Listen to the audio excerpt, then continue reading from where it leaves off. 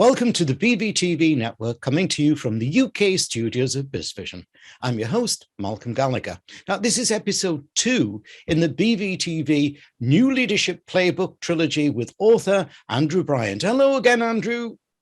Hello, Malcolm. Good to see you again. I really enjoyed your deep dive in episode 1 into that new leadership model and framework that you've got. It really is refreshing compared to, as you were saying, that old linear approach. But let's now address what is self-leadership and how does it bring leaders and their teams together? So self-leadership, I defined in another book in 2012 with Dr. Anna Kazan as the practice of intentionally influencing your thinking, feeling, and actions towards your objectives. So self-leadership is a practice. It is a practice of intentionally influencing self, because we can't lead others unless we first lead ourselves. There's a clear correlation between a leader's effectiveness and their own self-leadership, starting with their self-awareness. If people aren't self-aware, they're not other-aware. So working with leaders to develop their self-awareness, their self-learning, because leaders are learners, and their self-regulation or their self-management, their emotional control. And so that's why it's the first principle of 7 principles I share in the New Leadership Playbook, is it starts with self-leadership. Now, I love the book, by the way, and as I've said to you before we started, and I love things like leaders are learners. But unfortunately, self-awareness is an important part of emotional intelligence. But unfortunately, I think today's leaders are so busy firefighting and whatever it may be that they've forgotten to learn. Yeah, and firefighting is a good analogy, and I often talk to people about where are you on your leadership journey. You know, we start off absolutely framed in, we're right. Our viewpoint is the right one because that's what we've been programmed for. And then we get promoted to a supervisory position, and then we get into firefighting, running into burning buildings, metaphorically, going from crisis to crisis. And that gives us a sense of importance and adrenaline. And then the only way that we can break out of that is to step back and go, I can't lead others unless I first lead myself, as we said, it's self-leadership.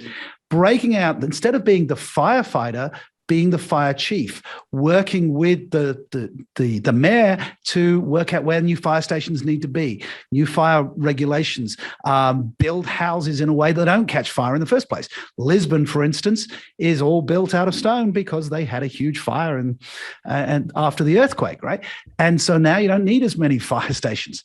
So you have to step back from firefighting and be strategic, which means a level of self-regulation. Stop the adrenaline junkie of going from crisis to crisis, thinking that makes you important.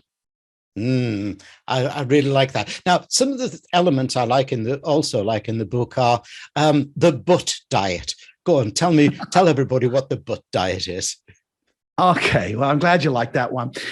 Look, I stole this one unapologetically from improv theater. The first rule of improv theater is yes and. Whatever something comes at you, you go yes and, because that builds out creativity and it makes your partner look good.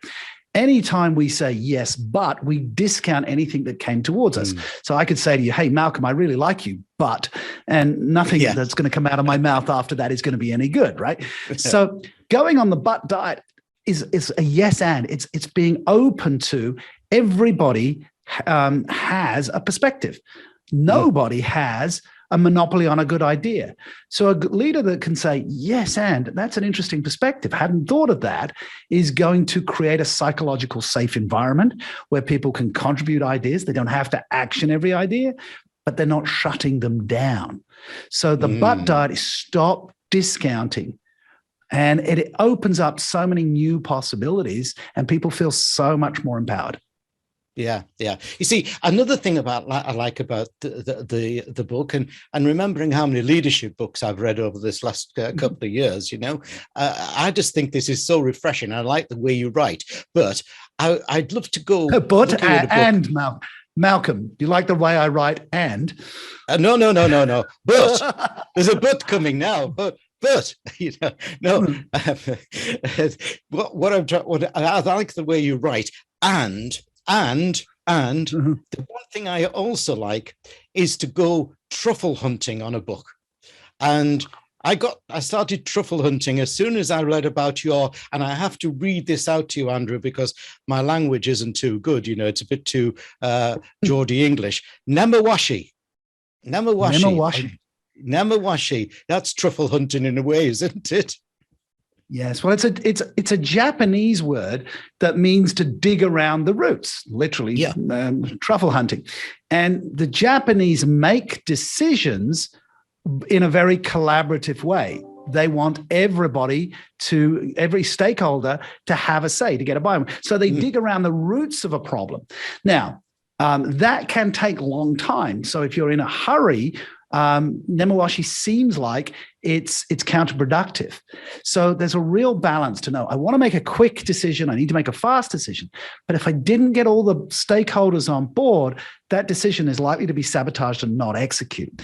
And I've actually taught decision-making for the leaders of a Japanese bank, and they taught me about Nemawashi. And so I had to find a balance between the very directive, quick Western thinking and the very reflective Japanese thinking, and where is the sweet spot where we can get the best out of that. So I think it's very important that leaders understand when Nemawashi is useful.